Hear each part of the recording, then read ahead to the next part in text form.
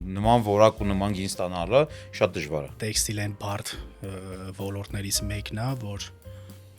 արտադրության համար գրեթե ամեն ինչ ներկրվում է։ Ինչ ասել է արտադրել արտադրանք երեխաների համար, այն էլ շոր, որը անընդհատ ոնց որ թարմացվելու կարիք ունի։ Մաման կամ պապան, հա, եթե շորը դուրը գալիս է, երեխու համար չեն խնայում։ Այսօր եթե մենք 10 տարի առաջ ամբողջ օրը բիզնեսի մեջ էինք, այսօր ուրիշ հարց կա լուծելու։ Հարցը հետեւյալն է, բիզնեսմենները հիմա չափից շատ են աշխատում։ Ստրեսը, այդ զբաղվածությունը ռեալ հետո շատ կոնկրետ ազդում է առողջությանդ վրա։ Գործարարության բարձրագույն լեվելն է, երբ որ դու այնքան ուժ ունես, որ կարող ես ասես, օքեյ, այս պատմության այս этаպը փակում ենք, գնում ենք առաջ։ Պետք է ընդունել, որ չի կարող ամեն ինչը կատարյալ լինի ռեալ։ Պետք է թիմի յուրաքանչյուր անդամին էլ 10 այդ հնարավորությունը ու դու չխառնվես ու ինքը տանի այդ ուղղությունը։ Ու եթե բիզնեսը ստացվում է, երբեմն բիզնեսը համ դառնում է հպարտության բան, հա, առիթ բիզնեսմենը, համ բանտ է դառնում։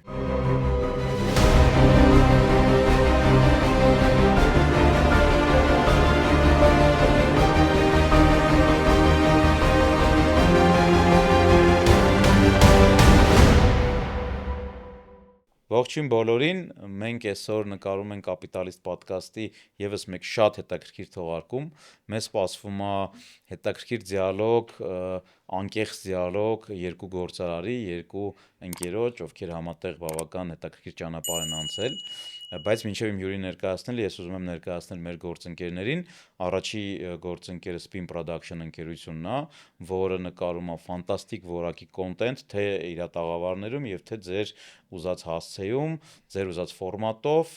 եւ իհարկե վիդեո եւ ֆոտո ցանկացած բարդության կոնտենտ մեր ընկերները Spin Production-ում նկարում են։ Երկրորդ գործընկերը մեր Red Invest Group ընկերությունն է, իր Bosco նախագծով, որը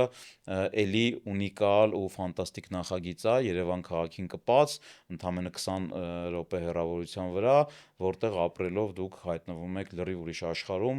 թե էկոլոգիայի տեսանկյունից, թե ֆունկցիոնալ հարմարությունների տեսանկյունից եւ այդ ամբողջ համալիրի մեջ նաեւ կա Յուվենտուսի ակադեմիան, որը իր հերթին այդ ամբողջ աշխարհին տալիս է յուրահատուկ համոհոտ, յուրահատուկ շիկ եւ ձեր երեխաներին հնարավորություն է տալիս նաեւ զբաղվել ֆուտբոլով եւ նաեւ զբաղվել սպորտով այլ տեսակի մարզաձևերի համար նախատեսված տարածքներում։ Դե կարող եք անցնել հղումով Red Invest Group-ի հղումով, Spin Production-ի հղումով, իսկ ես ներկայացնեմ իմ հյուրին, իմ հյուրը Լալունց ընկերության համահիմնադիր, Club Capital-ի անդամ, իմ լավ ընկեր Լևոն Դավթյանն է։ Լևոն ջան, բարով ես եկել։ Հարգանքներս։ Մենք միասին բավական երկար ճանապարհ ենք անցել, ու ես ոնց որ քո բիզնեսի պատմության իդեայից փուլից սկսած ոնց որ մասնակցել եմ, ներկա եմ եղել, ուրախացել եմ ու այսօր արդեն ճանաչված բրենդ է ստեղծել դու, Լուսինեի հետ միասին իհարկե։ Կուզեմ մի հատ այդ պատմությունը պատմես մեր ընկերների համար, ոնց ծնվեց գաղափարը, ոնց ստարտվեցիր, խենց լալունց ու ոնց է պատահել, որ այսօր Հայաստանում շատ ընկերություններ, մեծ ընկերություններ կրում են հենց քո կարած հանդերձանքը եւ լիքը հումորներ կա դրա հետ կապված, բայց եթերային չեն, եթերից դուրս են, բայց ամեն դեպքում դու այսօր շատ ընկերությունների ստաֆերին համար հագուստ ես կարում քո ընկերությունը։ Իրականում ճիշտ նշեցիր, Գրիգոր ջան, ամենասկզբից հենց իրար հետ ոնց որ ասած սկիզբը եղավ, հա, բիզնեսը Պրակտիկ 6-ներ թե 5-ներ։ Չէ, 3-4-ներ։ Հա, 4-ը։ Պրակտիկ 4-ով էր ու հենց այդ մեր սկիզբն էր։ Պրակտիկի մասին ոնց էր իմացել, երբեք չեմ հարցրել։ Մեր թիմակիցներից մեկը տենց միամիտ ստացվեց իրականում, հա։ Այտենց ինքը ոնց որ ուներ, վերցրել էր արդեն տեղեր, 1 տո 2 հատ, տենց։ Հետո իր գալը չստացվեց, հա, ասեց սենց լավ բան կա, կուրս կա, հա։ Ու սենց շատ հավես սկիզբը եղավ, էլի իրոք այդ ամենալավ ամիսներն ու տարիներն էր, որը հենց զուգակցվեց հենց բիզնեսի գործունեության 2017, չէ՞։ 19-ներ արդեն։ 19-ներ, հա։ Հենց սենց 19-ին էլ սկիզբ դրեցինք, իրականում միտքն էր, որ ստեղծենք մի այնպիսի արժեք, որը որ իրականում կստեղծվի ու կփոխանցվի սերնդեսերունդ ու տեսանք այդ ժամանակ իրականում բացը կար մանկական հայկական հագուստի, իրականում կար, որովհետև մենք ինքներս էլ երբ որ ուզում էինք ծնունդ տանելու կամ ինչ նվեր տանելու մանկական հագուստ, հիմնականում օգտվում էինք դրսի բրենդներից, գրեթե չկար ու սկիզբը հենց մտահղացում այդ հանդիսացավ ու անունն էլի շատ հետաքրքիր ու սենց միանգամից եղավ, հա, ու քանի որ հենց դու ճիշտ նշեցիր, հենց պրոյեկտ, հենց բիզնեսը մեր ընտանեկան է, ես կինս եւ հոպարս, մեկը հոպարս ան ես Կանադայից, բա լալունց ինչ կասեք, սենց մեր ազգի տոհմի անունով տնենք, հա, հենց Գորիսից է, չէ՞ ձեր։ Սյունիքի հնագույն տոհմերից է։ Մեզ այտենց միշտ անվանել են, էլի լալունց ազգ։ Ու միանգամից հենց դրանից լավ անուն, հենց քո անունն է, քո պատիվն է։ Ու միանգամից անունը եղավ ու արդեն ոնց որ հետազոտությունները, վերլուծությունը, արդեն բրենդինգը գնաց արդեն այդ ուղղությամբ, էլի։ Լավ, բայց դու մասնագիտությամբ ինժեներ ենք։ Ես բայց տեքստիլի հետ կապ չեք ունեցել, չէ՞, լրիվ ընդհանրապես ու ստեղ էլի մեր բախտը բերեց, որ հենց ոլորտի շատ քիչ մասնագետներին հաջողվեց տենց մեզ համախմբել ու հենց այդ տարիքով մի քանի մասնագետները շատ օգնեցին, շատ սովորեցրեցին մեզ ու դեռ հələ միջև հիմա էլ սովորում ենք ու լիքը սովորելու տեղ կա դեռ։ Այտենց այդ սկիզբը ստացվեց սխալներով։ Այսօր քանի խանութ ունեք Մորերում ահագինտեղ։ Հա, ունենք արդեն 3 խանութ, հա, արդեն 19 թվից սկսեցին գործունեությունը, 1, 2, 3 ունեցան մի քանի 1-2 չհաջողված նաև դեպքեր, խանութի մասով, այդտեղ էլ արդեն ահագին կոփվեցինք, ինչին էր հենց վերաբերվում իմաստը շատ, օրինակ խանութի ոչ ճիշտ դիրքը, ճիշտ լոկացիան ընտրելը, այդպես եղան տեղափոխումներ, ու մի հատը Կասյանի վրա է, մեկը Կասյանն է, մեկը Զեյթունում է հենց արտադրամասին կից, Էրեբունի մոլում։ Հա, ճիշտ է։ Հա, հիմա արդեն հաջորդիվ էլի մոլերից մեկում ու կենտրոնում, արդեն հաջորդ երկու ուղղությունը դրանում ենք էլի տանում։ Դե այն որ քո հագուստը շատ որակով է, մենք մի անգամ չի որ տեսել ենք, այն որ իրոք ամենաբարձր որակի բան եք արտադրում, անխոս, հարցը սա է, ոնց եք գինը բավական, այսպես ասած, չասեմ ցածր, բայց ասեմ հասանելի շատերի համար։ Նման որակ ու նման գին ստանալը շատ դժվար է։ Դուք կարացել եք, ոնց եք դա անում, ոնց եք դա կազմակերպում։ Իրականում հա շատ ճիշտ այդտեղ հարց ես տալիս, որովհետև ցավոք սրտի տեքստիլեն բարդ ոլորտներից մեկն է, որ արտադրության համար գրեթե ամեն ինչ ներկրվում է։ Ու այդտեղ ուղղակի ստանալ ցածր ինքնարժեք շատ բարդ է։ Առավել եւս դրան էլ գումարվում է Թուրքիա, Չինաստան, այդ էժան պրոդուկտները, որը որ դե միշտ ներկրվում է։ Այսինքն այստեղ մենք կարացել ենք դիրքավորվենք այն միջինից մի քիչ բարձր սեգմենտում կտորների որակի հաշվին, բարձր կարի հաշվին ու ամենակարևոր են բրենդի պատմությունը, որ մենք ունենք, որ մենք տալիս ենք մարդուն այդ էմոցիան, այդ արժեքը, իրոք ինքեն քին որակ համադրության մեջ լավագույն առաջարկներից մեկն է։ Ու այն ինքնատիպ ունիկալ դիզայնը հաստատ դու էլ եմ ոնց որ ամենամոտ կանգնած մարդ տեսել ես ու շատ մեր ընկերներ ու մեր մշտական հաճախորդների կարծիքն էլ մշտապես դա է, որ իրոք որ ձեր դիզայնը հեռվից հեռու երևում է։ Ձեր ստեղծած կերպարները, հերոսները շատ հետաքրքիր է, էլի, այն որ կյանք է դրած ու այդ արդեն մարդիկ գնահատում են ու դրա համար իրանք պատրաստ են վճարել, ինչու՞ չէ, մի քիչ ավելի բարձր, հա, համեմատած օրինակ այդպես։ Հա, ամենաէժան սեգմենտը չի, բայց էժանը չի, բայց որակը իմ կարծիքով բարձր սեգմենտի որակը միջինի գնով։ Միանշանակ, հա, լրիվ ճիշտ նկարագրեցի։ Տարիքային բանը ոնց է, 0-ից, հա, մինչև 0-ից նորացնայինից մինչև 13-14, բայց բանը, հիմա արդեն առաջարկում ենք նաև մամա, երեխա, պապա, հա, բալիկ սեթեր, որովհետև շատ էին հաճախորդները առաջարկում, գրում, բա ինչի մեծերի չկա, հա, այդպես, ու շատ ժամանակ ես նույնս բանավանդես վերջի մի տարվա կոլեկցիաները արդեն առաջարկում ենք նաև մեծերի համար, որովհետև իդեա եկավ, էլի, իսկ ինչի մի խանութինքից մի հատ ինչ-որ փոքրիկ պավիլիոն չեք սարքում, եկան, պապա երեխա, մամա երեխա, ընտանիքով առան, հենց ձեր պավիլիոնում մի հատ սիրուն կարճ փոքրիկ ֆոտոշութ անեք։ Հավես բան է սիրոք ասում, հա։ այտենց արել ենք այտենց մինի բաներ, բայց հիմնականում ինքը հավես բան է։ Ունենք նաև այտենց մանկական անկյուն, որ գալիս են երեխեքը նկարում են մեր հենց ստեղծած հերոսներով գունազարդման այդպես տետրեր կա, հա, որ դրա հիմքն էլ ինչն է, որ մեր այդ ստեղծած կերպարները, հերոսները իրանք հայկական լեռնաշխարհի բնաշխարհի կենդանիներ են ու դրանով նաև ել ավելի ենք ցույց տալիս, հա, մեր բնությունը, հա, մեր կենդանիներին, իրանց տալիս ենք անուններ, հետաքրքիր հեքիաթներ ենք իրանց հետ կազմում, որ երեխեքը մոտ լինեն այդ հերոսներին, հա, ու այդ բերումա աննկարագրելի էմոցիա ու ռեալ այն մամաներն էլ երեխեքն էլ այդ ամեն ինչը հաշվի առնելով իրոք կապվում են բրենդի հետ ու դա ամենակարևորն է ու ել ավելի կարևոր է վստահությունը, որ մենք իրանց մաքսիմալ ճիշտն ենք առաջարկում, սկսած համադրություններով, հա, այսինքն ամեն ինչը կառուցվում է ճիշտ հարաբերությունների վրա, ինչի արդյունքում արդեն հաճախորդը սկսում է վստահել։ Շատ լավ։ Այդ ամենակարևոր բաներից մեկն է։ Շատ լավ։ Լավ, դու բիզնեսս անում կնոջդ հետ, գիտեմ Լուսինեն շատ process-ների մեջ կա։ Ես իմ բոլոր podcast-ների մեջ խոսում եմ կին տղամարդ այդ տանդեմից, որը ամենալավն է, ամենաառողջն է բիզնեսում։ Կասես մի քիչ ոնց եք դուք դա կազմակերպում, ոնց եք միասին աշխատում, որ իրար ուժեղացնեք, այլ ոչ թե ընտանեկան կոնֆլիկտները տեղափոխեք բիզնես ու բիզնեսին ավելի վնաս լինի։ Ոնց եք կարում այդ բալանսը պահեք ընտանիքի ու բիզնեսի։ Իրականում Գրիգոր ջան շատ բարդ, հա, Հա։ անկեղծ շատ բարդ, հա, այնա։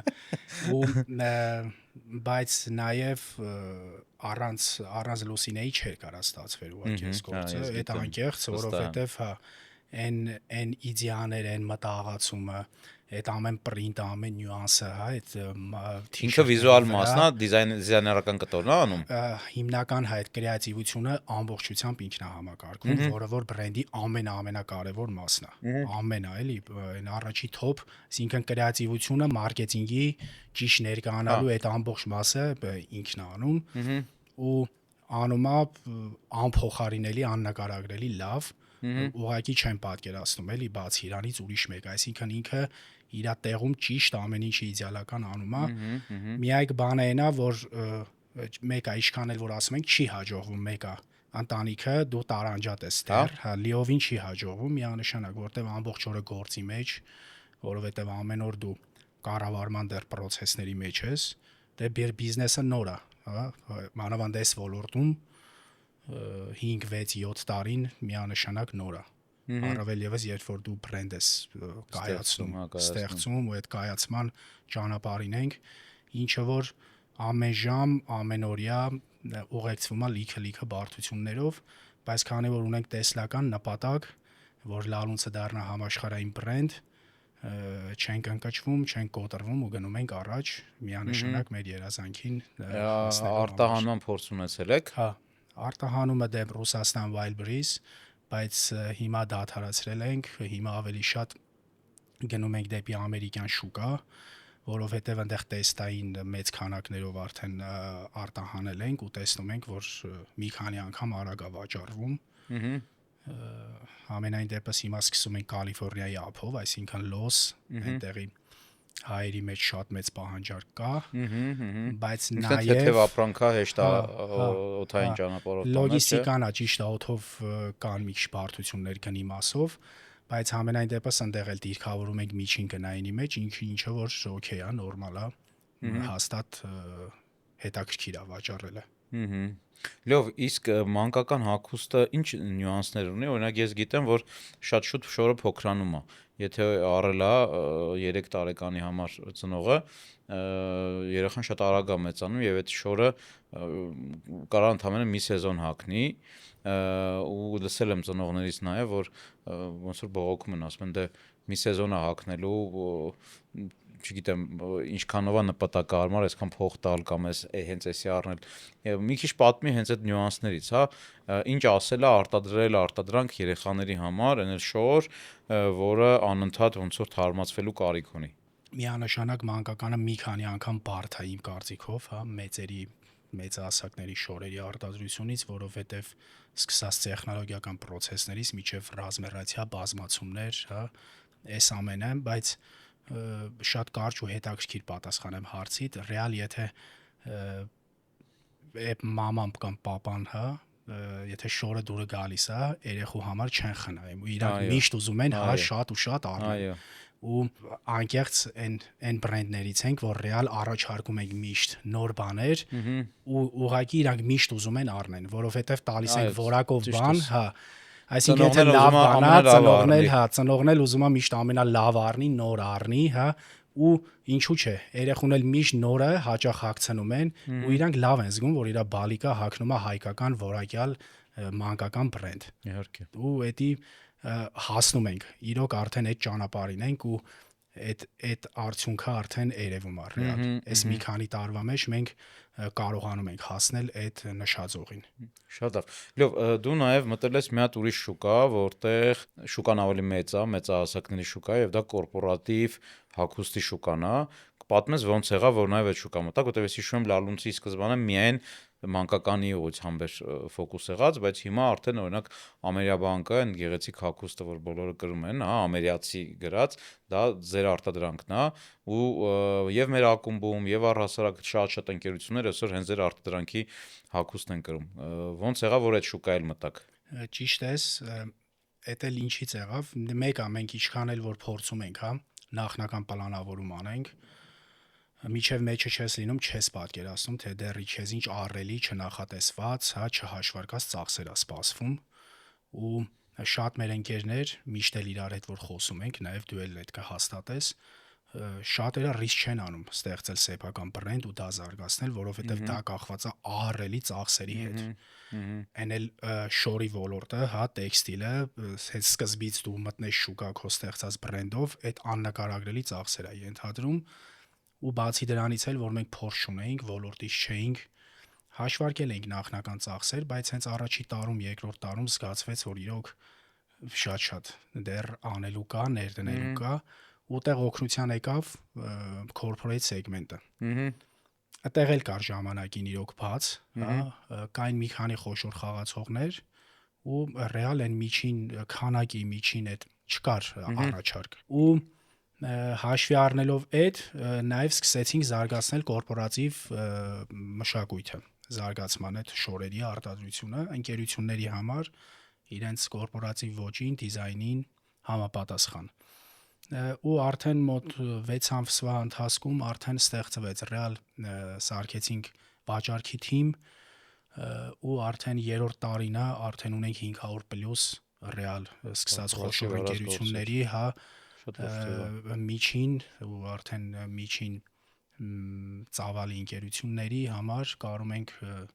սկսած արտադրական հագուստից մինչև սովորական թիշերտներ, ժիլետներ, այդպես։ Ու ինչն է այստեղ շատ կարևորը, որ ռեալ ինքը օգնեց, որպեսզի մենք կարողանանք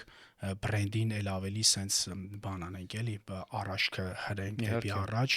զուտ ծախսային ֆինանսական մասով էլ։ Ու Ամերիկայի օրինակն էլ բերեցիր, հենց էլի շատ ճիշտ օրինակ է ու նաև էլի շատ մեծ գործընկերների օրինակով մանավանդ այս վերջի 1-2 տարին ռեալ որ գնում ենք հանդիպումների ու արդեն գալիս է վերջի պահը այդ մեծ պատվերները հաստատելու top management-ից մարդիկ ռեալ ասում են դե մենք մեր երեխեքի շորերը լալունցից ենք առնում ու տեսել ենք որակը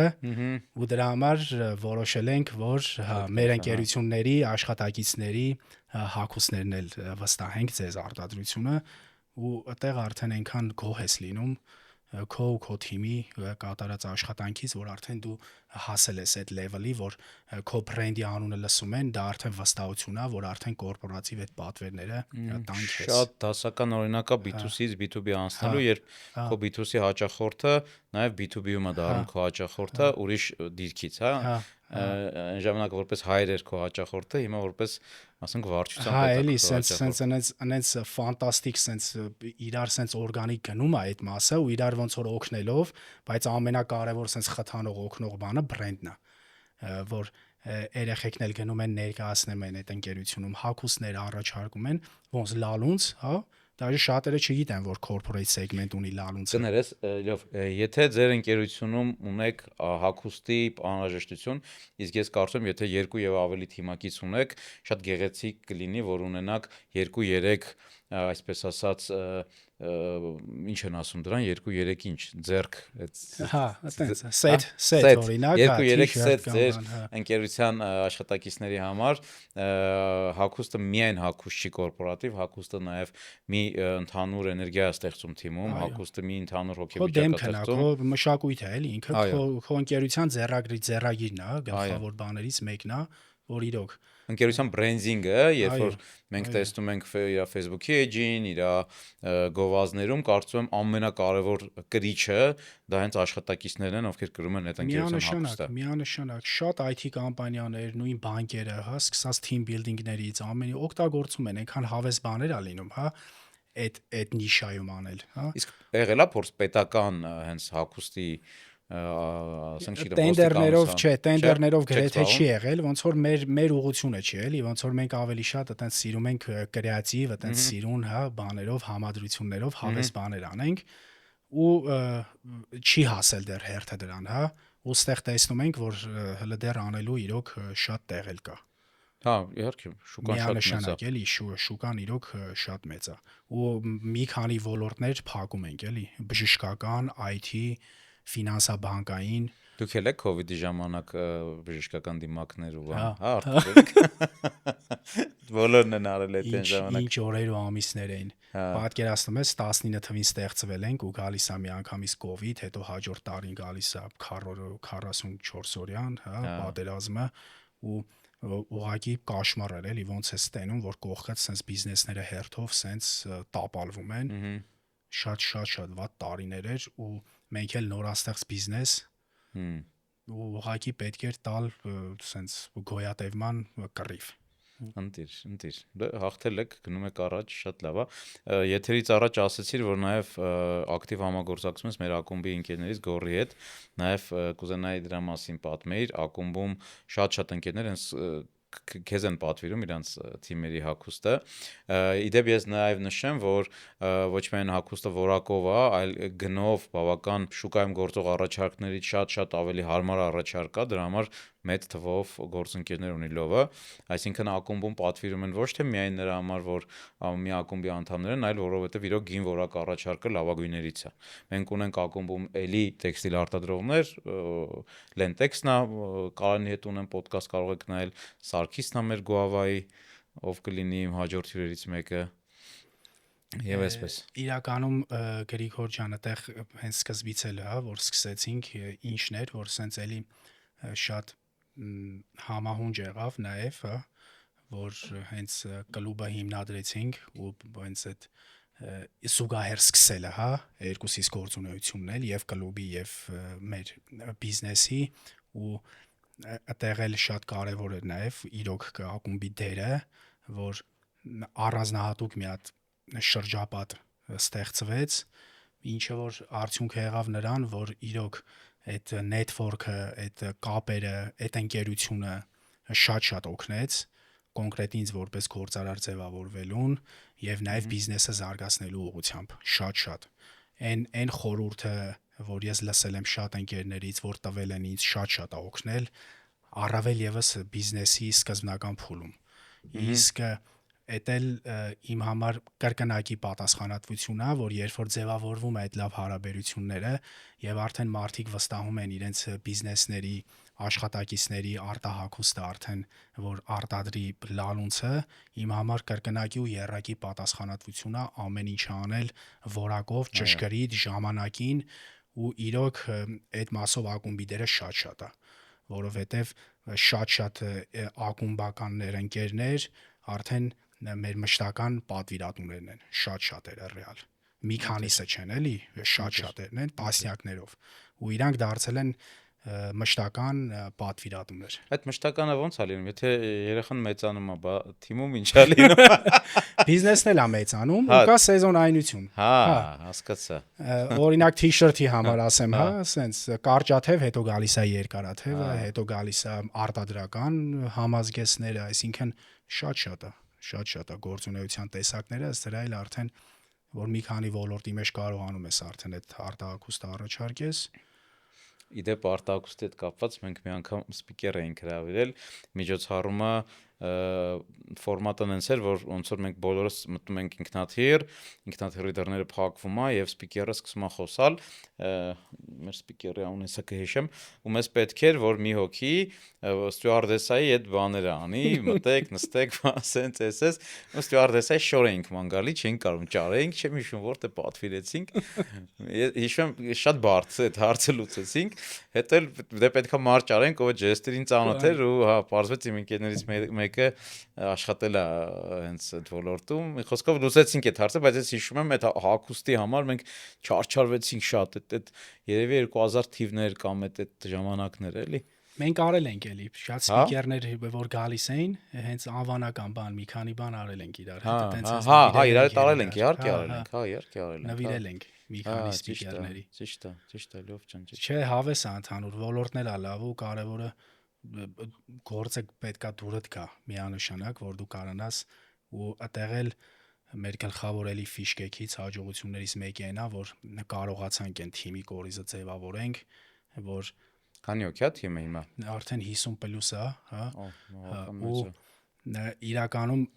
ինչի են մարդիկ ուզում գալիս, հա, որովհետև տեսնում են, լսում են, որ ընտանեկան միջավայր է, հա, ու իրանք էլ մաքսիմալ են, որ գալիս են առավոտյան գործի, միջև իրանց գործի ավարտը, զգում ես, որ մարդը ռեալ տրվում է գործին ու անում է իրանից հասնող ամեն ինչը, որպեսզի մաքսիմալ արդյունավետ լինի ու օգտակար լինի գործին իր ամենօրյա աշխատանքի շնորհիվ։ Դրանում է հաջողությունը։ Դրանում է։ Okay. Նայ, դու մի հատ կարևոր բան ասացիր, որ դու որպես գործարար ձևավորվեցիր միջավայրի մեջ, ես այս կետի վրա եմ ուզում կանգնենք, մենք բոլորս միշտ ձևավորվում ենք, միշտ մենք այդ տրանսֆորմացիայի մեջ ենք, անկախ տարիքից, ու այդ միջավայրը մեր վրա միշտ ազդում է։ Օրինակ այն մարդիկ, ովքեր ասում են գործարար ծնվում են, թե դա առնում են, ստեղ ես միշտ ավելացնում եմ հետևյալ հարցը, նայած մարդը ինչ միջավայրում է հետո լինում, դա իրան օգնում է, թե խանգարում է այդ որակները իրանց մեջ բանանեն։ Օրինակ ես հիշում եմ, որ երբ ես դպրոցական էի, հետո ընդունվեցի բու, մենք ունեինք մեր տարիքի մեջ շատ լիդեր տղերք, շատ ուժեղ լիդեր տղերք ու հիմա հետ հայացքցելով, օրինակ իրանցից շատերը գնացին երկրից, հա, տարբեր, չգիտեմ, Ռուսաստան գնացին, Ամերիկա գնացին, շատերը իրանց չգտան հետո կյանքի տարբեր էտապներում, բայց ես միշտ մտածել եմ այս լիդերությունը, որ դրսևորվում էր, էլի, այդ տարիքում Բաքուում, ինստիտուտում, ինչքան լավ կլիներ, եթե ուղղվեր բիզնես, էլի, եթե այդ տղերքը ունենային միջավայր, որտեղ հենց բիզնեսի պրոդուկտ սարքելու, վաճառելու մասին է, ֆանտաստիկ ուժեղ ես հիշում եմ, մենք առաջի կուրսում ընկերներ ունեինք, ովքեր իրանց հետևից հարյուրավոր մարդկանց էին տանում, էլի։ Դու որ ինստիտուտն ես ավարտել։ Պոլիտեխնիկ։ Կհասկանաս հիմա ես ինչ եմ ասում։ Այդ մեր թվերին։ Մեր թվերին ու ափսոս, հա, շատ տղերք իրանք թողեցին գնացին երկրից, ու ես մտածում էի, լավ, ինչ անենք այդ մարդկանց համար միջավայր ստեղծենք, որ իրանք կարողանան բիզնեսում տրանսֆորմացնել այդ իրանց էներգիան, որտեվ ի՞նչ է բիզնեսը։ Նախաձեռնել է, ռիսկի գնալ է, առաջնորդել է, նաև պրոդուկտ սարքել է։ Հա, այդ տղեկի մոտ այդ պրոդուկտ սարքելուց բացի մնացածը արդեն ստացվում էր, պրոդուկտ սարքելն էլ կարան քո ասածի նման գործընկերով անեն կամ օրինակ եթե ես ուզում ռեստորան բացեմ, ընդհանրապես կարևոր չի, որ ես լինեմ նաև խոհարար։ Կարամ ասենք իմ գործընկերոջը որպես խոհարար գտնեմ ու անեմ, այսինքն ես միշտ մտածել եմ, որ մեր երկրում գործարարության զարգացման համար հենց միջավայր է պետք, որտեղ գործարարը բացի թրծվելուց նաև ինքը միշտ կլինի տոնուսի մեջ։ Միանշանակ։ Որովհետև հատկապես այ ձեր բիզնեսի այս փուլում միշտ խնդիրները տարբեր են։ Ստարտի ժամանակ այլ են, կայացման ժամանակ այլ են, այն որ արդեն ուզում ես շունչ քաշես, այլ խնդիրներ են գալիս։ Հետո գալիս է պիկի ժամանակ, որ լավ արդեն հայտնիություն ես ունենում բանը, տեղել պետքա դու որպես գործարար չտարվես այդ բանով, հա։ Հա, իհարկե։ Ու քեզ այնպես պահես, որ մեկը, հա, որ դու մնաս այդ բանի մեջ։ Բայց միանշանակ քո ասացի հետ համամիտեմ, ուղղակի մեր նաև բախտը բերես նրանում, որ վերջի 10-ամյակը բիզնեսը sense մի հատ տրանսֆորմացիա ապրեց։ Բիզնեսմենի մտածելակերպը, հա, sense ասած, որովհետև 20 տարի առաջ կամ 15-20 տարի առաջ չկար էլի այս drive-ը, 2015-ից հետո է սկսել։ Հա, 15-ից հետո սկսեց։ Մենք 18-19 պրակտիկը 1-2 քանիսից սկսեց։ 17 չէ, ոնց որ, հա։ Այսինքն դուք եղաք են առաջիններից մեկը, ով որ նաև այդ մշակույթը դրեց, էլի։ Հայաստանում բիզնես կրթությունը կարելի ասել սկսեց զարթուցիչով ու չոր մարքեթինգով այն ժամանակ այո, այդ սեմինարներով, այդ այդ տեղից ֆենոմեններ, դե զարթուցիչով որ вообще էլի, դա բաներ մի հատ sense աննկարագրելի երևույթ էր, ինչի արդյունքում էլ պրակտիկի այդ այդ կորիզիա հիմքի արդյունքում էլ ստեղծվեց արդեն կլուբ կապիտալը, որն էլ արդեն զուգակցվեց մեր շատ մեր ընկերների բիզնեսի հիմնադրման այդ տարվա հետ, շատ էլի զարգացման այդ ամենաակտիվ փուլի հետ ու մի հատ լավ community ստեղծվեց, ռեալ շատ լավ էլի, որ մի հատ ձևավորեց լավ ընկերական շրջապատ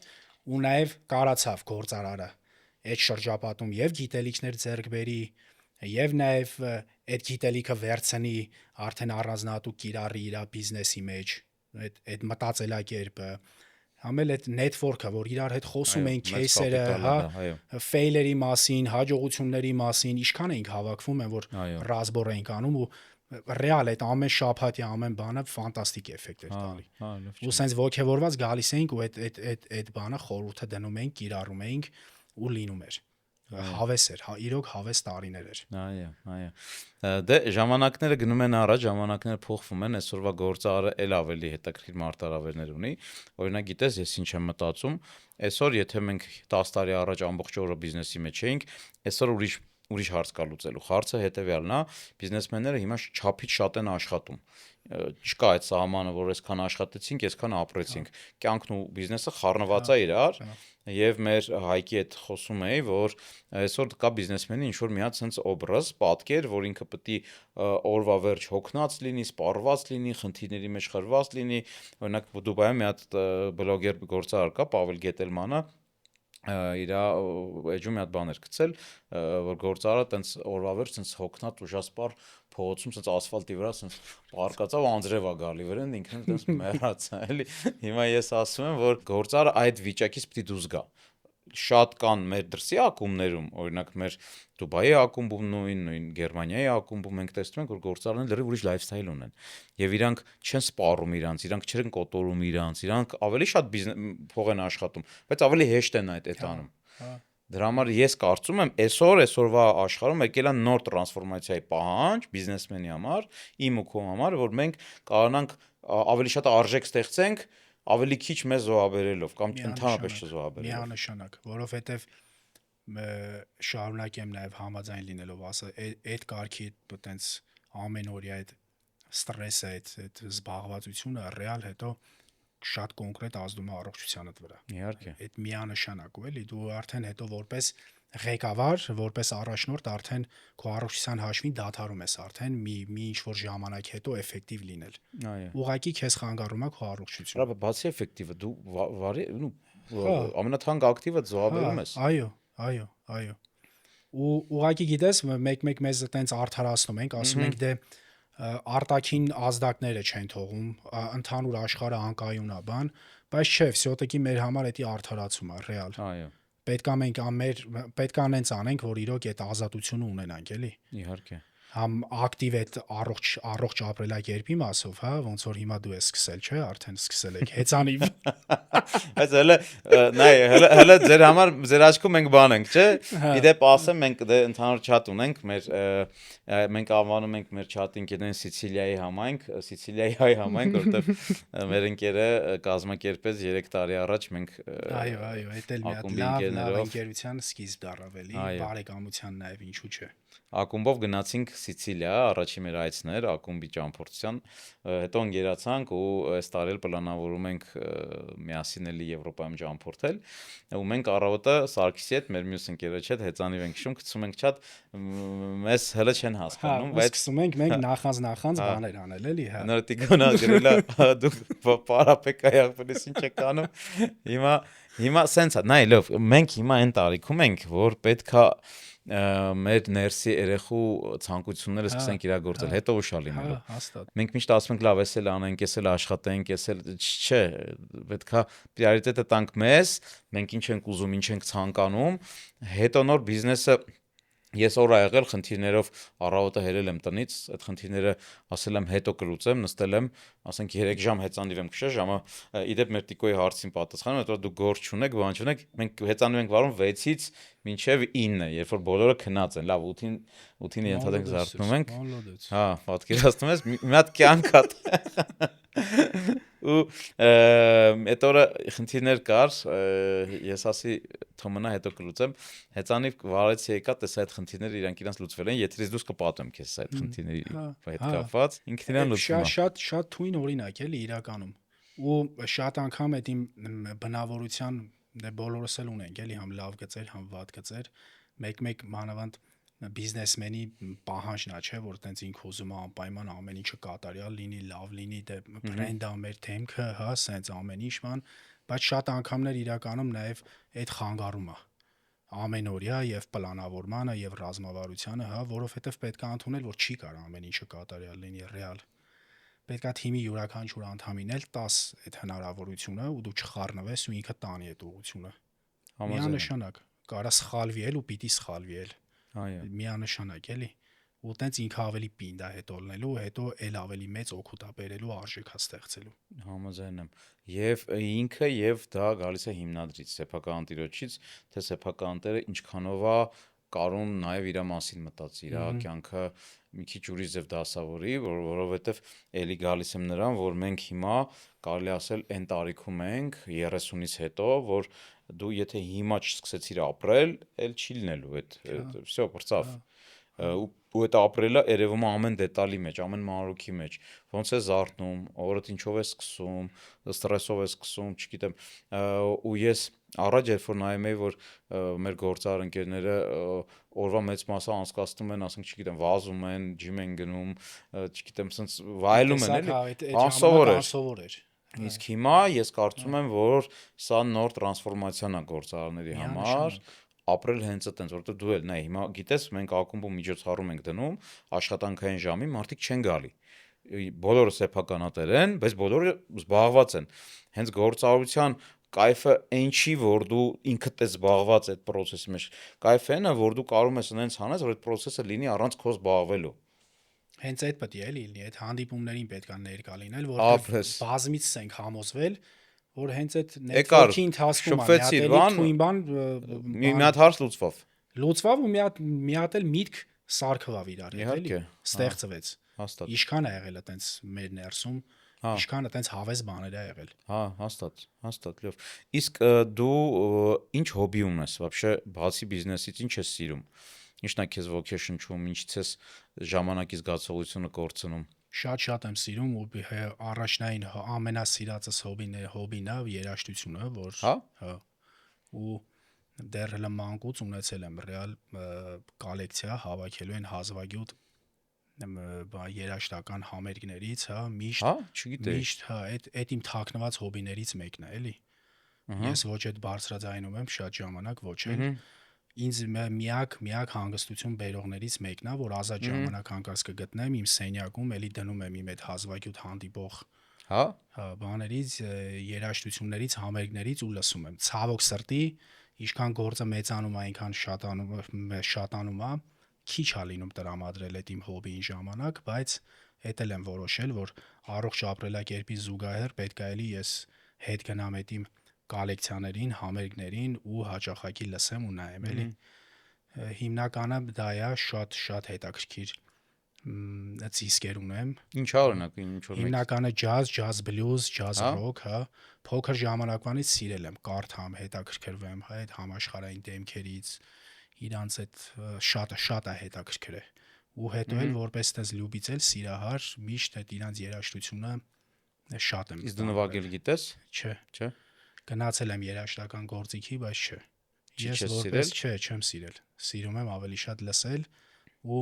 չեմ էլ տես կարում պրոֆեսիոնալ մեկնաբանեմ, հա, ուղղակի ինձ դուր է գալի այդ հնչյունները։ Շատ։ Մի բան քեզ պատմեմ, ուրեմն երեխա էի, ես փող էի հավաքում, որ գիտար առնեի, թխի, չգիտեմ, գիտար ուզում առնեի, ու papaի հետ գնում ենք, որ առնենք, այդ գիտարի խանութը կամ փակ է լինում, կամ գիտարը պրծած է լինում, չեմ հիշում արդեն, չի լինում, 10 ռուբլի փող ենք հավաքում, 80 երևի 8 թիվներ, 9 թիվներ, ես 4-5 տարեկան երեխա էի ու այդ ժամանակ ես չեմ պնդում, որ չէ անպայման պահենք այդ փողը մի օր այնքան միջև գիտար լինի առնենք, դե այն ժամանակ դեֆիցիտ էր այդ ամենը։ Պապան առաջարկում ասում, կարող է ուզենաս կիմանո առնենք գիտարի փոխարեն, ես ասում եմ հա։ Ու հիմա ես որ հետ եմ նայում, այնքան մեծ ու ճիշտ բան էր դա, երբ որ ես չկարչեցի էլի, հենց չէ պետք է հենց գիտար լինի, ես այս սպորտին ու հիմա ես որ իմ արխետիպերը ուսումնասիրում եմ, ես հասկանում եմ, ես երաժշտական ոչ մի հակում ու ճաշակ չունեմ ու սպորտի գնալը իմ համար ամենալավ բանն էր, որ կարող լիներ։ Հա, դες։ Պատկերացնում ես։ Ու մենք էլ ընկերական շրջապատ կար, ճիշտ է, հիմա իրանք արդեն շատերը Եվրոպա, Ամերիկային տեղափոխվել, այդ հին ավելի ջահել ժամանակները։ Մեր ընկերներից մեկը ուներ կենտրոնում այտենց դիսկերի խանութ ու մենք հավաքվում էինք այդտեղ ու այնքան հավես ժամանակներ էր, քննարկում էինք օրինակ այս թվի, այս խմբի օրինակ համերգը, հա, Աֆրիկայում կամ եվրոպական այս քաղաքում ու էդի փորձում էինք գտնեինք ու էդի արդեն բան էինք անում, դիսկի վրա զապիս էինք անում ու այդ անպայման պետքա գնար վաճառքի, որովհետև հատուկ լսողներ կային էլի, այսինքն այդ իր խանութը այն հազվագյուտ ճարվող լավ գործերի, լավ համերգների, դիսկերի խանութ էր էլի։ Ու մի հատ շատ թույն ժամանակաշրջան էր։ Հիմա հետ գալով տեքստիլին ինքը Հայաստանում ժամանակին շատ զարգացած ոլորտ է եղել, քաղաքներ են եղել, որտեղ այդ մշակույթը եղել է առհասարակ, հենց օրինակ Գյումրին։ Հիմա ոնց է ոլորտի վիճակը ու շուկայի վիճակը ոնց է։ Ինչ եմ հարցնում, որովհետև գիտեմ, որ նաև դուք մրցակցում եք, հա, հենց թուրքական տեքստիլի հետ, չինական տեքստիլի հետ, նաև Եվրոպայից է տեքստիլ գալի Հայաստան, չէ՞։ Ոնց է շուկայի վիճակը հիմա։ Իրականում շատ ճիշտ ես, Հա ուստեղ պլյուս նաև Wildberries-ի գործոնը, այո, այդ ես մոռացա ասեմ։ Wildberries, Temu ու մնացած արդեն marketplace-ները, բայց իրականում ճիշտ ես, խորհրդային ժամանակաշրջանում Հայաստանը առավելապես Գյումրին եղել է լրիվ այդ արդյունաբերական վերամշակվող արդյունաբերության տեքստիլի կենտրոնը։ Ցավոք սրտի արդեն այս անկախացումին զուգահեռ սկսեց արդեն այդ խնդիրները աճել, որովհետև առավել եւս արդեն մեր ժամանակաշրջանում արդեն մասնագետ ուղակի չկար, որովհետև այդ սերնդի մասնագետները արդեն տարիքով էին, արդեն էլ իրանք գրեթե վիճակի չէին աշխատել ու այդպես այդ սերնդափոխությունը տեղի չունեցավ, ուղակի տեղի չունեցավ ու դրա պատճառով արդեն տեքստիլը սկսեց նահանջ ապրել։ Օրինակ որտեղ են դերձակներ, բան պատրաստում, կա տենց դպրոց Հայաստանում։ Կան 1-2 արդյունաբերական այդպես ուսումնարաններ կան, հիմա այս վերջի ժամանակները փորձում են դրան ավելի մեծ շունչ տան, հա, կան մի քանի մասնագիտացված ուսուցման կենտրոններ, որտեղ եվրոպական մեթոդաբանությունով սովորացնում են օրինակ քարի տեխնոլոգիա, մնացած այդ պահանջված այդ մասնագիտությունների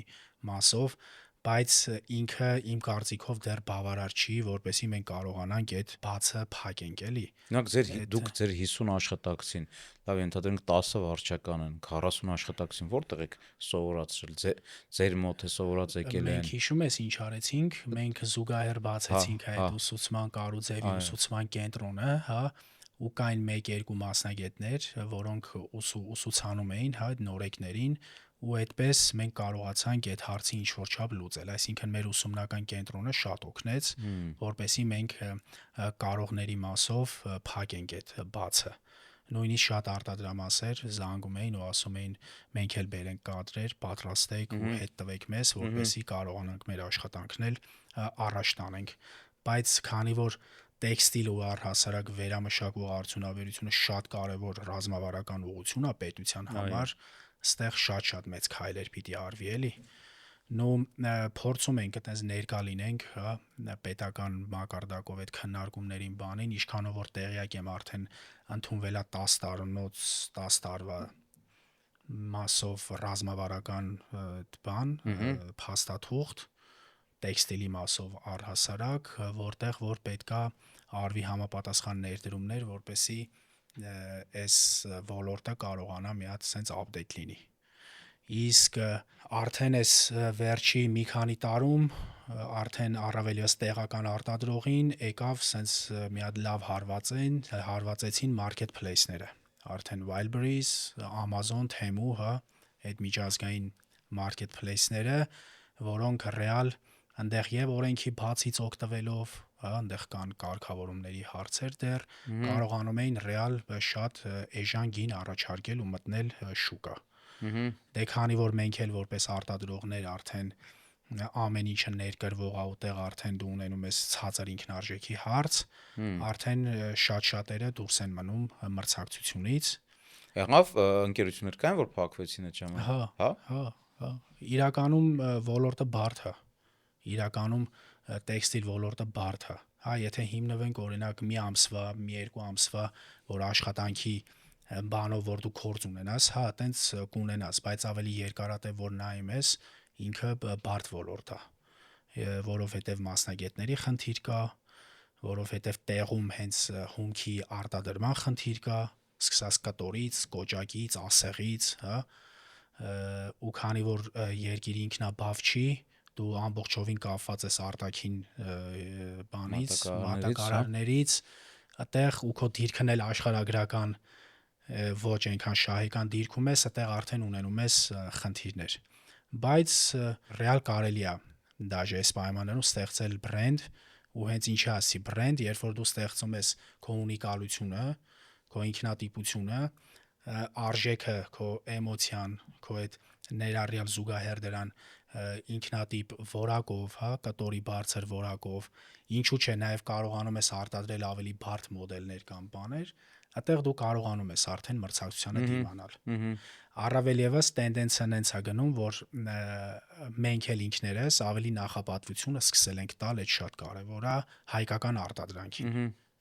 Ու այդտեղ արդեն հայկական, հա, համաձայն եմ։ Շատ-շատերն են էլի այսօր կան էլի հավես բրենդներ, որ օրինակ կտեսնես, կասես, ես բրենդի արտադրանքն է։ Շատ կան։ Մենք էլ օրինակ ես վերջի մի տարին փորձում ենք էլի մեր մշակույթը արժևորելով, տենց համագործակցություններ անել, բան, որով որ մեր մշակույթն ենք ցույց տալիս, մի քիչ վերափոխված, հա, մի քիչ մոդեռնիզացված, ինչը որ հաճախորդի գնորդի դուրը գալիս է։ Ուտեղ դու արդեն ունենում ես առավելություն։ Ինչը որ դու չես կարող գտնես հաստատ Թեմոյում կամ սենց էլի։ Հա, եթե մրցակցես գնով կամ մրցակցես ուղակի չունենալով ոչ մի առանձնահատկություն, հա, չես կարա։ Հա, միանշանակ։ Այդտեղ բրենդն է կարևոր, այդտեղ այդ իմաստներն են կարևոր, Իմաստն է էմոցիան է կարևորը, հա, կարևոր։ որ դու այդ կոլեկցիան անում ես, դրա տակը պատմություն լինի, բրենդը ստեղծում ես, բրենդի տակը արժեք լինի, անուն լինի։ Այո, այո։ Ու այդ մարդը գնահատում է։ Սկսած հենց տեղում խանութ սրահների սպասարկումից, որը որ էլի պետքա միանշանակ լինի high level, որ դու տեղել տարբերվես, արդեն մարդիկ գնահատում են քո աշխատանքը։ Ուտեղ արդեն դու ունենում ես հաջողություն։ Եվ իսկ այսօր այսքան մասնավոր մանկապարտեզներ կան Հայաստանում, հեչ նայել եք այդ կողմ, որ կարող օրինակ նույն մանկապարտեզը ուզենա իր սաների համար, իրանց երեխեքի համար հայկական արտադրության հագուստ ունենա, ինչ որ հանդեսների ժամանակ, հա, աշխատում ենք շատ կարթամալիների հետ, շատ հետաքրքիր։ հա, այդ նիշան էլ է, բան, ակտիվ այդտեղ կանք, որովհետև կան այդպես մասնավոր կարթամալիներ, ինչու՞ չէ նաև դպրոցներ, որ իրանք տնօրենի մակարդակով որոշում են, որ օրինակ պետքա այս մի տարին ամբողջ դպրոցը մինիմում կրի կարճաթև պոլո շապիկ, հետո սեզոնին երկարաթև կամ սառոշկաներ։ Իրանց դպրոցի անվանման լոգոյով, այսպես, հա, սենց։ Ու դա ստացվում է։ Միանշանակ էդ էլ արդեն ընդունված մշակույթ ու շատ կարթամալիների դպրոցների օգտագործում են այդ բանը։ Ընտիր։ Հա, ես կարծում եմ, որ դուք շատ ճիշտ ձևով եք զարգանում, այն իմաստով, որ այտենց ենթանիշաներ կա շուկայում, տեղեր կա, որտեղ եթե դու չմտնես մենակ ունենաս օրինակ խանութների ցանց, քո արտադրանքը վաճառելու մեկը այդտեղ շատ է դժվարությունը։ Այո, եւ ֆինանսական մասով էլ էլի քեզ լրացուցիչ բարձիկներ է պետք։ Այո, որ դու կարողանաս պինդ լնես, էլի։ Առավել եւս բրենդ ես կայացնում, իսկ այդ ամենածախսատարն է ու տեքստիլի, ֆեշնի, շորի, հագուստի ոլորտում այդ ծախսը մի քանի անգամ ավելի շատ է, որովհետև այնտեղ կա ահռելի մեծ մարքեթինգի կտոր, հա, այնտեղ միշտ ու պետքա լինես ցուցահանդեսներում, միշտ պետքա լինես այդ իվենթներում, այսինքն շատ կարևոր է այդտեղ մարքեթինգի կտորը ֆինանսապես ապահովելը, ել չասեմ, որ օրինակ նույն խանութներում, հա, նույն վաճառքը ունի շատ ուժեղ ակտիվ սեզոնայնություն։ Այսինքն դու լինում է 2-3 ամիս ունենում ես, հա, ակտիվ վաճառքը, հետո 1-2 ամիս ունենում ես пассив, այդպես։ Հասկացա։ Լավ, գանք քեզ որպես գործարար, ինչ ես կարծում, որոնք են այն հատկությունները գործարարի, որը քո ուժեղ կողմերն են ու դու կարաս վստահ ասես, այսի մոտ լավ է ստացվում։ Ամեն գործարար իր ձեռագիրն ունի, իր ուժեղ ու թույլ կողմերը ունի, հա, որոնք են քո ուժեղ կողմերը ու ոնց է դա արտացոլվում բիզնեսում։ Ես առաջինը կնշեի ու մտքիս եկավ համառությունը, այսինքն կոնկրետ, որ մի բանի կպնում եմ, այդ անպայման պետքա բերեմ հաջողության։ Դու երբ էիր ծնվել, օրը 24 սեպտեմբեր։ 24։ Իսկ դու արմատները որտեղից ես։ Սյունիք, պապայից կողմը, հա, Գորիս։ այդ կողմն է, հա։ Okay։ Հա։ Մենք էլ ենք Սյունիքից։ Գիտեմ։ Լավ։ Համառությունն է ու կոնկրետ, երբ որ նախկինում աշխատել եմ 24։ Հա։ Ինքն էլ է տեքստիլով զբաղվում, ինքն էլ է 24։ Հա։ Սրանք բոլորը ոչ պատահական Ոչ պատահական բաներ են, էլի իրոք։ Դրանք լրացուցիչ լավ բաներ են։ Հետո կվերլուծեմ։ Հետո կվերլուծեմ, շատ լավ։ Համառությունն է առաջի 1-2 տեղը միանշանակ այդ կասեմ, մեկ էլ այն, որ ինքս իմ թիմին ես օրինակով կոնկրետ ցույց եմ տալիս, կոնկրետ кейս են քննարկում կամ ինչ որ մի հատ առաջարկի վերաբերյալ կամ բանի մասով, հա, թեկուզ ես նախքին իմ աշխատատեղերը, որ օրինակ աշխատել եմ բան, հա, թիմով կամ բանով, ռեալ ես ասել եմ ժողովուրդ, օրինակ, էս կլինի, էս գնով ծախել։ Ոնց բան սենց, ասում եմ դե նայեք դուք։ Ինձանից մի քանի անգամ ավելի փորձառու, հա, մենեջերներ, զարգացման պատասխանատուներ, հա, շուկայի, սենց մեկ էլ ես էդի ծախել եմ, ես այդ գործարքը արել եմ, հա, ու եղել է այն win-win տարբերակով, էլի, այլ ոչ թե միակ շահը ես եմ այդտեղ բան դուրս եկել, սենց բոլորը նայում են, ասում են իրոք դու կարացար ես անես, այսինքն ես այդ նույն օրինակն էլ արդեն իմ բիզնեսի մեջ եմ ցույց տալիս, որ եղեք համառ, բայց չի նշանակում դու մենակ հետապնդի քո շահը ու քո բանը, հա, երբ որ դու արդեն դիմացինին էլ ես ուսումնասիրում, ինչ խնդիր կա, դու այդ խնդիրը լուծելով նաև դու ես քեզ օգուտ բերում, ինչի՞ չենք այդ ուսումնասիրությունը խորը կատարում ու գնում տենց առաջ։ Դա համառության տեսակներից մեկն է ռեալ։ Լավ, իսկ դու համ աշխատում ես արտաքին կապերի հետ, համ թիմի հետ, թե կիսել եք դու օրինակ դրսի հետ ես աշխատում, Լուսինեն ներսի թե ո՞նց եք անում։ Կիսած է, բրենդը ինչի եմ ես այդ մասով շատ հանգիստ, հա, սենց ասած, որ Լուսինեն շատ բարձր մակարդակի վրա է բրենդի զարգացումը առաջ տանում։ Իմ մոտ ավելի շատ իմ պարտականությունների մասով է ընդհանուր ընկերության աշխատանքը ապահովելը եւ ֆինանսական կտորը, հաշվարկային կտորը ավելի շատ եւ արդեն կոնկրետ պրոյեկտների մասով բանակցային մասը։ Մեծ պրոյեկտներ, հա, հետո ռազմավարության մեջ օրինակ այս տարի պետքա մի հատ երկու հատ եւս խանութ բացվի, այսինքն այդ ուղղությունները ավելի երկարաբան տանում եմ ավելի շատ ես։ Մենք երևի 3-4 անգամ միասին ճամփորդել ենք եւ ես կարծում եմ, որ ճամփորդելը բիզնեսմենի ճաշակի, աչքի, տեսած լինելու վրա շատ մեծ ազդեցություն ունի։ Ոնց ես դու դրան նայում, հա,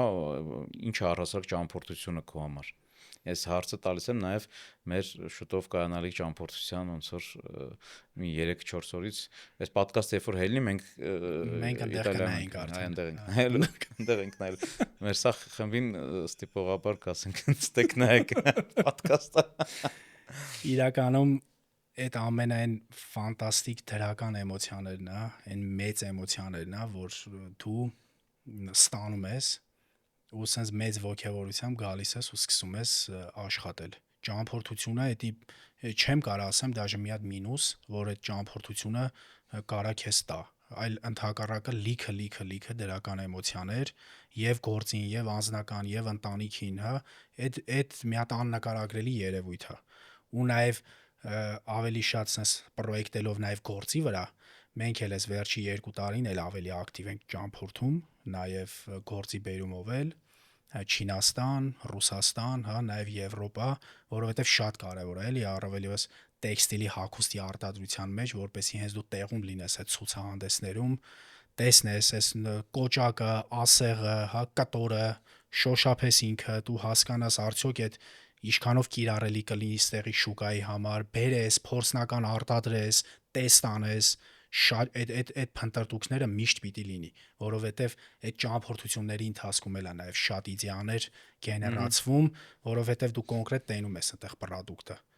Արդեն երբ որ կտորը շոշափում ես, տեսնում ես, նախանցած տարի արդեն Միլանում, Իտալիայում շատ գործարաններ գնացինք ու տեսանք, թե օրինակ համաշխարհային բրենդների համար են կարում, ինչ կտորներ է, ինչ ոնց է ստեղծվում, այդ շատ կարևոր է, էլի։ Այնքան նյուանսներ կան տեխնոլոգիական, որ դու պրոստը ստեղ պարփակված լինես քո երկրի մեջ, վсё դու արդեն դուրս ես մրցակցությունից։ Իտալական հագուստը հենց իտալական հումքով է, հա, արտադրում, հումքն էլ են իրանք արտադրում։ Շատ, հա, բրենդներ կա եւ այնտեղ է հենց արտադրվում հումքը, հա։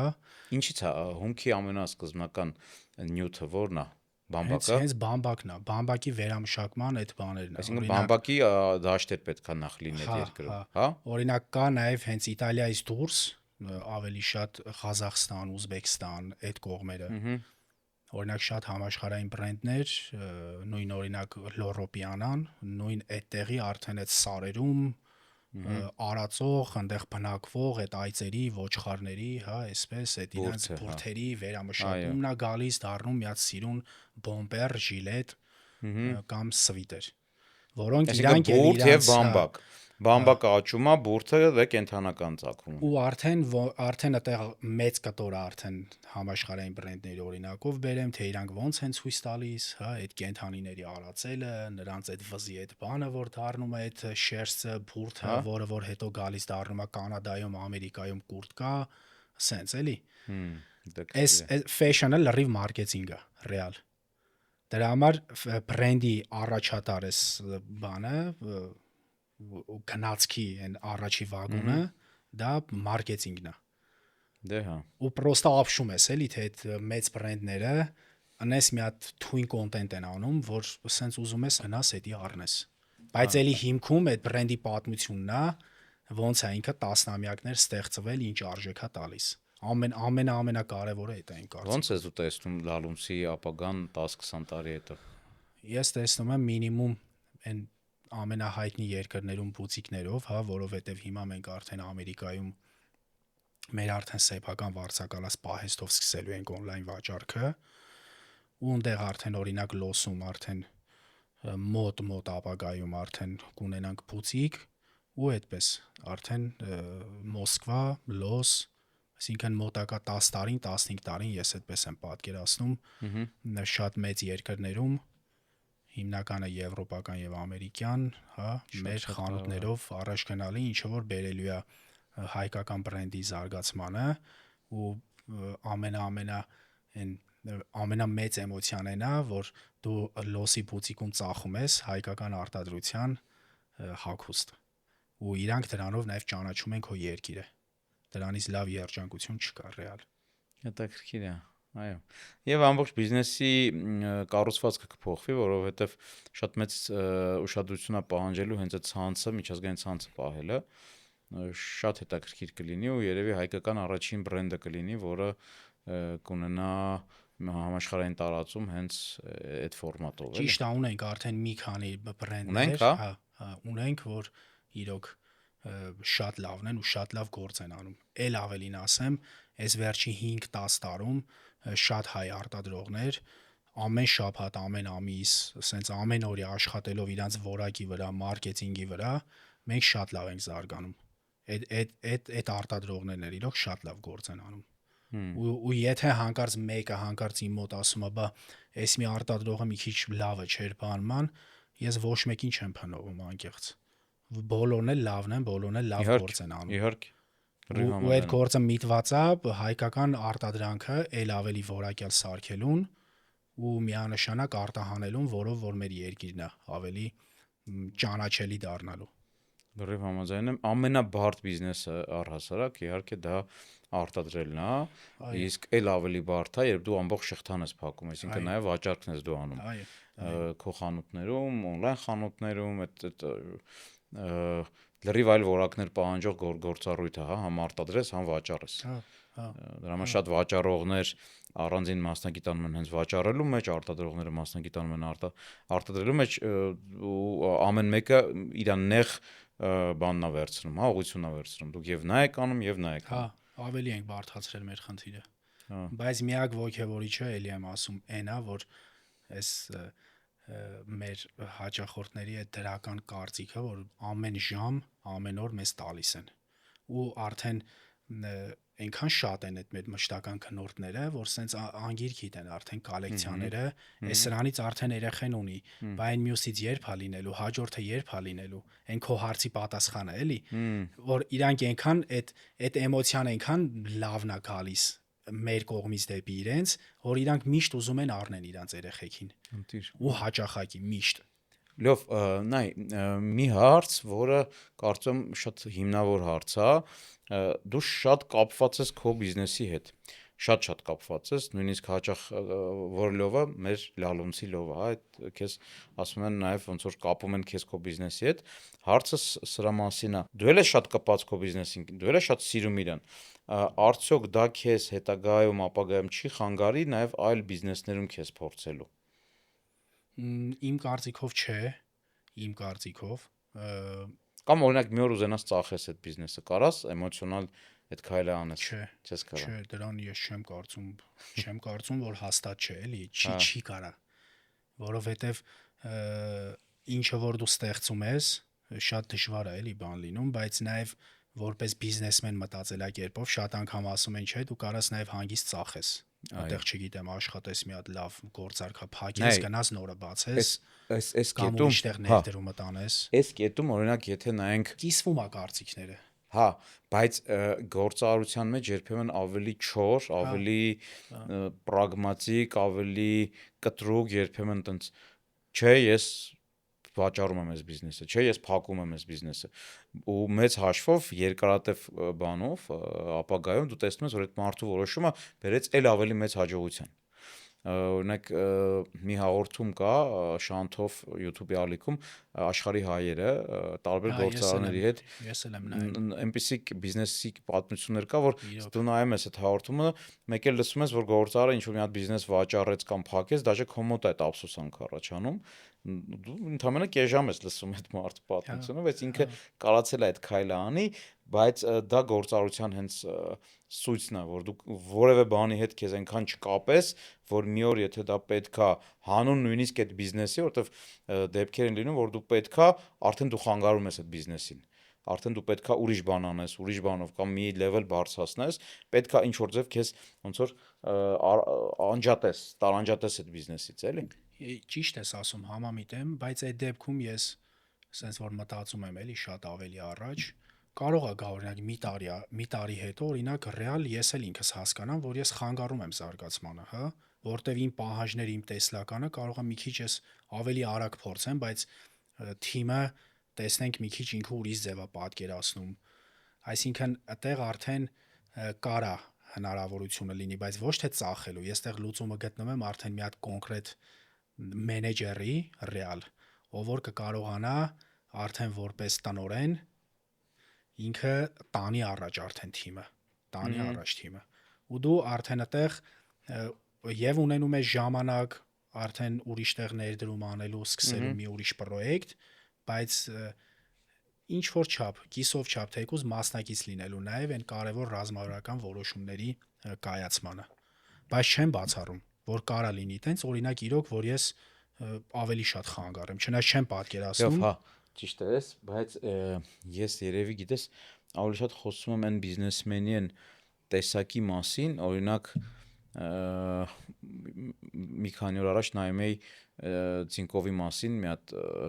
այդ հեծանիվից եկա Ցինկովին հասա, տենց ինքն էլ է հեծանվային սպորտով զբաղվում։ Ինձ հետաքրքիր է, էլի առասրա գործարանները բիզնեսից դուրս ինչ սպորտ է ձևավորում։ Ինքը շատ բան արեց, չէ՞, ծախեց, չէ՞, ամեն։ Ինքը գիտես ինչ արել, բիզնեսը ստեղծել է, այդ բիզնեսը ուղիղ իր անունն է դրել այդ բիզնեսի վրա։ Գարեջուր, Ցինկով Գարեջուր, չգիտեմ, ու ինչ արել է, կարացել է հետո շատ լուրջ մեծ գնով վաճառայի,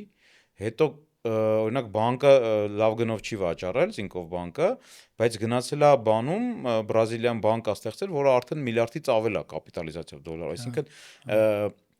երբ որ ես խոսում եմ գործարարության մասին, իմ կարծիքով այդ է գործարարության բարձրագույն լեվելն է, երբ որ դու այնքան ուժ ունես, որ կարող ես ասես, օքեյ,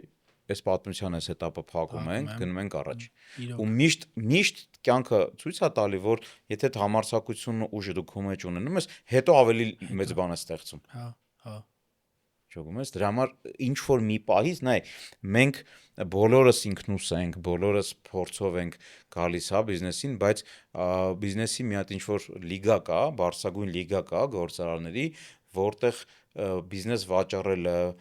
բաժնեմաս վաճառելը, բիզնես փակելը, հաջորդը բացելը ինքը, ինչպես ասում են, в порядке вещей է։ Իսկ այդտեղ կարող է իրանք դե միանշանակ այդտեղ արդեն թվերին են, էլի առաջնություն տալիս, չէ։ Հա,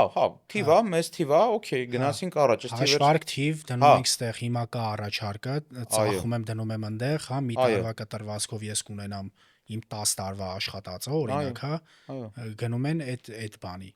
Իսկ կարանք այդտեղ ենթադրենք, որ օրինակ էմոցիայի գրեթե իրան չեն տրվում, էլի, հենց այդ է։ Այսինքն նայ, դու ես սաղ ընթացքում ես քեզ որ լսում դու այնքան ես սիրում քո գործը, քո ստեղծած բրենդը, այնքան էմոցիոնալ կապ կա, որ այդ էմոցիոնալ կապը նույնիսկ sense բան է սարքում։ Հա, դու բիզնեսը ամբողջանում եք, կապտում եք իրար, հասկանում ես։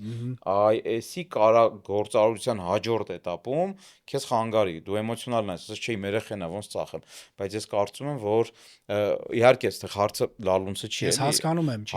ճիշտ բարձրագույն լիգա կա գործարարության, որտեղ բիզնեսին սփոքվելը դա արվում է բավական հեշտ ու առանց խղճի խայթի, առանց Всё, սենց է պետք, հիմա սենց պետք է լինի։ Եվ այստեղ ես ուզում Նիչեի խոսքերը մեջ բերեմ, ֆանտաստիկ բառեր ունի։ Նիչեն ասում է նրանք, ովքեր ամենաբարձր լեռներն են բարձրանում, իրանք կարող են ծիծաղեն կյանքի եւ բեմի բոլոր ողբերգությունների վրա։ Այսինքն այն մարդը, ով իր մեջ ուժ ունի ամենաբարձր լեռը բարձրանալու, այդ մարդը նաեւ ուժ ունի կյանքի ու բեմի, հա, այստեղ երկուսն էլ ասում են Նիչեն, բոլոր ողբերգությունների վրա ծիծաղել, այսինքն չկա մի ողբերգություն, մի դրամա, որը իրան հետ կպահի այդ սարը բարձրանալուց։ Ես դա անվանում եմ գործարարության բարձրագույն լիգա։ Միանշանակ։ Բայց sense զուգահեռ գիտես հարցիդ մի քանի բան տրամաբանություն պատասխանի ասեմ, որ միգուցե տարածաշրջանի ազգերի ժողովուրդների մեր մտածելակերպի մեջ էլ օրինակ տես sense զուգահեռ ես մտածում եմ օրինակ տես ամերիկյան բիզնես մշակույթում ինչքան հեշտ է այդ արվում աճացնում են սարքում են ու միանգամից հրաժարվում են ծախում են բայց մեր մոտ ոնց որ կարող է այդել մեր մոտ որ հələ դեռ այդ վիճակը չի որ բիզնեսը շատ է անձնավորվում հա կոնկրետ հենց սեփականատիրոջ հետ, տնօրենի հետ շատ է փող կապակցված, դրա համար մեր մտածելակերպի մեջ հələ այդ լեվելը չի էլի բանանում, որ դու կարողանաս զուգահեռ որ պրոստը հասկացնենք ամերիկյան մշակույթի հետ, ռեալ պատասխանը կերևա։ Այդ գիտես ոնց որ ամերիկացին այն ծնողն է, ով երեխա ունեցել բավական ջահել տարիքում ու հեշտ բաժանվում է երեխայից, երեխան գալի ասում է, պապ, գնում եմ օրինակ արտերկիր սովորելու, հայրը ասում է, հա, դավայ գնա։ Շուտ պետք է գնայ։ Հա, շուտ պետք է։ Իսկ մենք հայերս ոնց որ ուշ տարիքում երեխա ունեցող ծնող ենք նման, ով այնքան է իր երեխային կպնում, կպնի, պահի, անհանգստանա, ոնց դու 20 տարեկանում առանձնանաս, բայց այնտեղ արդեն հա, հասկանում ես։ 15-16-ը արդեն ամոթ է էլի, որ օրինակ ապրեն ընտանիքում։ Իհարկե։ Արդեն իրանք դառնում են լրիվ դրսի մարդ։ Իհարկե։ Ու ստեղ մենք ինչի այդ գործ ունենք, որ մեր գործարարը, նայ, տես հիմա մենք խոսում ենք կա Լալունց ընկերություն եւ կա Լևոնը, ով ընկերության համահիմնադիրն է։ Հիմա նայ, ընկերությունը եւ դու զարգացման տեմպերով, որպես գործարար, հա, առանձնացնում եմ ես կամայական, կարող է տարբեր տեմպեր ունեք։ Կարող է ինչ որ կետից ընկերություն դանդաղ զարգանա, բայց դու ուզենաս ավելի արագ գնաս առաջ։ Ու դու ասես, չէ, ես ու Լալունցը պետք է նույն տեմպով գնանք։ Ճիշտ կետերի ես կպնում։ Հասկանում ես։ Դա համար ինչ որ պահից պետքա օրինակ քեզ առանձնացնես, հա, ու դու քո ճամփան շարունակես։ Ու գնաս միգուցե հաջորդ քո ստեղծած ընկերությունը ավելի մեծ լինի, ավելի ուժեղ լինի, ավելի լավ լինի, քան Լալունցն, որովհետև մենք բոլորը զարգանում ենք, փոխվում ենք եւ ընկերությունը, որը քո հետ կապ ունի շատ, այդ ընկերությունը կարա քեզ այսպես պահի։ Ու այստեղ համ դու ես ընկերությանը պահում, համ ինքն է քեզ պահում, էլի։ Դրա համար ես կարծում եմ, որ մենք Հայաստանում երևի թե երկրորդ սերունդն են գործարարության, առաջի սերունդը ստեղծվել է, ձևավորվել է 90-ականներին, կամ 90-ականներին արի ասենք 2 սերունդ, մենք 3-րդ սերունդն ենք, մենք հիմա ապրում ենք այն աշխարհում, որ արդեն բաց է նախ սահմանները, մենք գնում ենք, ճամփորդում ենք, տեսնում ենք, օրինակ ինձ շատ մեծ ուժ է տալի մեր դսի պարտներների հետ շփվելը, որովհետև ես տեսնում եմ մարդիկ ոնց են խոսում իրենց բիզնեսներից, ոնց են կարող Ունդեղել է, չէ՞ քո ասած օրինակը, Շատ հեշտ, միշտ, sense հեշտ, իրանք դիվիժենի մեջ են, հեշտ ընդունվող տարբերակ է, էլի։ Իրանք դիվիժենի մեջ են միշտ։ Հիմա ես իմ պարտների հետ մեր BDG-ում քննարկում ենք մի հատ մոդելի ստեղծում, որ կարողանանք մենք երկուսով մեզանից առանձնացնենք BDG-ին եւ ինքը նաեւ ոչ միայն վաճառի այն տրեյնինգային պրոդուկտները, որ հիմա վաճառում է, այլև կարողանանք նաեւ այդ բիզնեսը որպես բիզնես ինչ որ մի մասը վաճառենք, հասկանում ես, այսինքն միշտ բիզնեսմենը պետք է իմանա, որ ինքը ունի երկու պրոդուկտ, մեկը այն ինչ իր բիզնեսն է ստեղծում, մեկը բուն բիզնեսն է որպես պրոդուկտ։ Բայց նայ հիմա ինչքան բան կա, էլի, progress կա, մենք խոսում ենք այդ։ Ոնը խոսում ենք, չէ՞, հա։ Պատկերացրա 20 տարի առաջ խոսքի մեր պապաների, հոպարների բիզնեսի մասով մենք այդպես բան ասեինք, էլի։ Այսինքն մեր մեծերի մոտ ավելի կարծրացած էր այս մտածելակերպը։ Գրեթե անընդունելի էր։ Ոնց ես հելնեմ միջից, հա, ինչ որ մեկին տամ կամ ու եթե բիզնեսը ստացվում է, երբեմն բիզնեսը համ դառնում է հպարտության բան, հա, առիթ բիզնեսմենը, համ բանտ է դառնում։ Այսինքն ինքը բիզնեսմենին պահում է։ Ինքը բիզնեսմենին օրինակ կարող է պարզվի, որ դու վաղ կառուցապատմամբ զբաղվես, դու ֆանտաստիկ կառուցապատող դառնաս։ Հետո զբաղվես օրինակ, չգիտեմ,